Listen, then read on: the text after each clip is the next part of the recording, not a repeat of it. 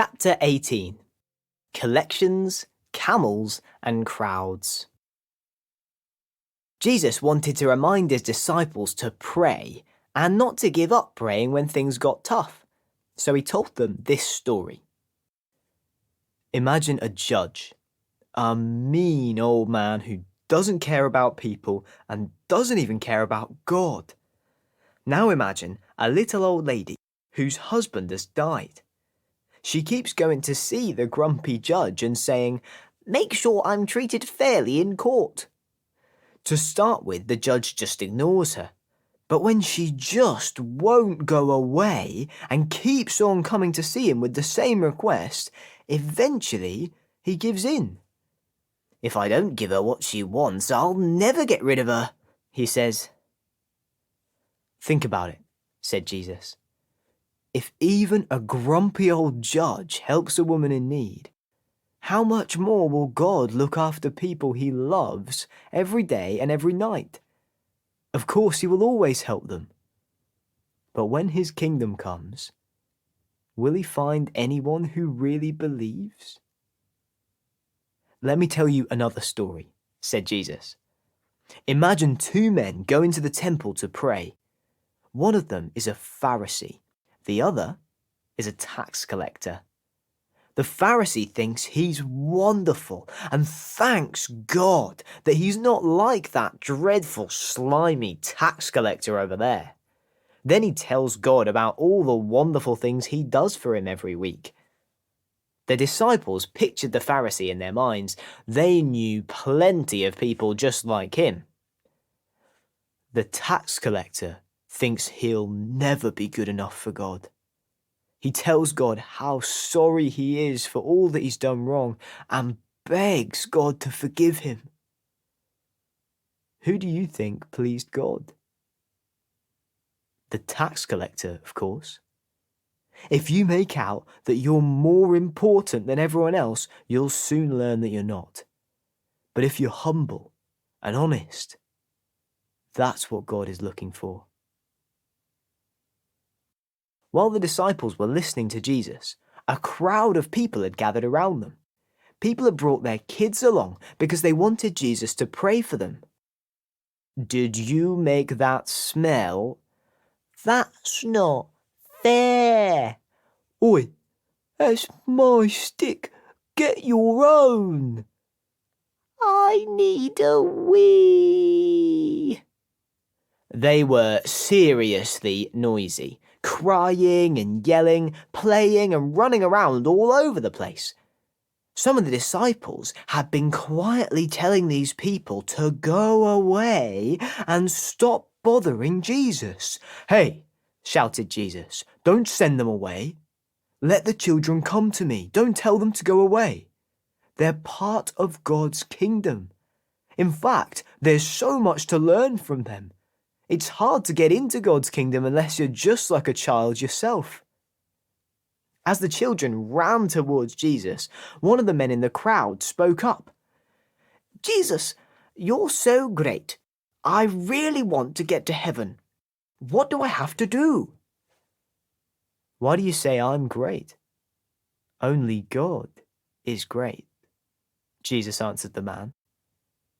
"You know God's rules, don't you? Follow those." "I've always followed God's rules ever since I was a boy." "Well, there is one other thing," said Jesus. "You're a very rich man. You need to sell everything you have and give all your money away. Then you'll be rich in heaven. Then you can come and follow me."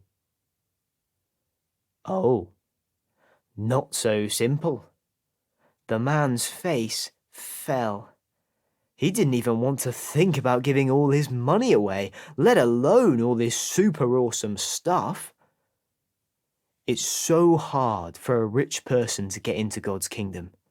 In fact, it'd be easier for a camel to squeeze through the eye of a needle, said Jesus. The crowd were murmuring, "Well, that's it then. How can anyone ever be saved? Camels are big and fat.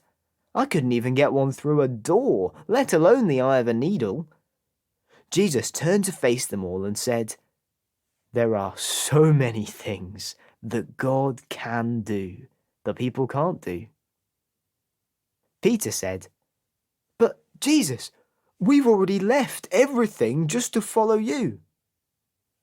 "Those who leave everything behind to follow me will be given good things by God, both now and when his kingdom is here." Hang on, sell everything? That's a pretty big ask, isn't it? The thing is, Jesus wasn't asking the man to sell everything he had because he thought he shouldn't have any money.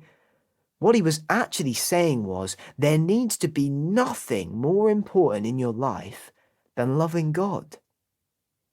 That's why just following God's rules didn't cut it either. Following a set of rules doesn't mean you love God, just that you're good at following rules. Jesus gathered the disciples around him. He wanted to talk to them on their own about something that they still didn't understand. "So, we're on the way to Jerusalem. Everything that's been said about the Son of Man will happen when we get there.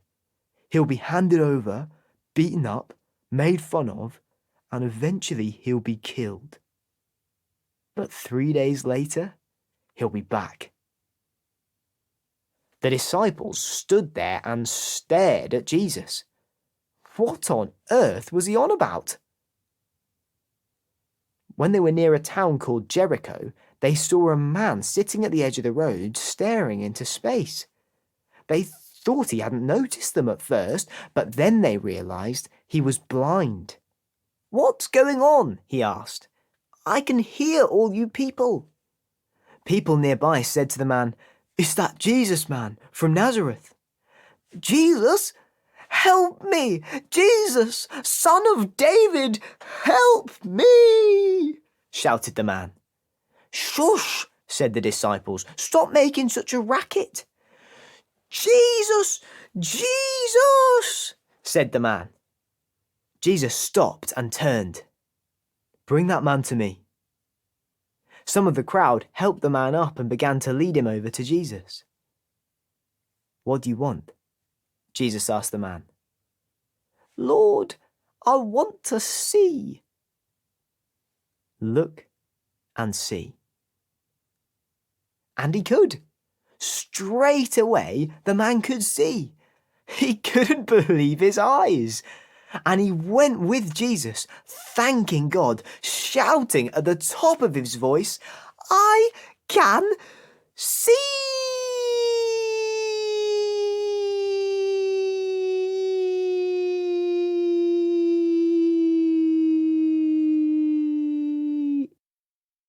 Everyone who had seen what happened thanked God too. They were amazed.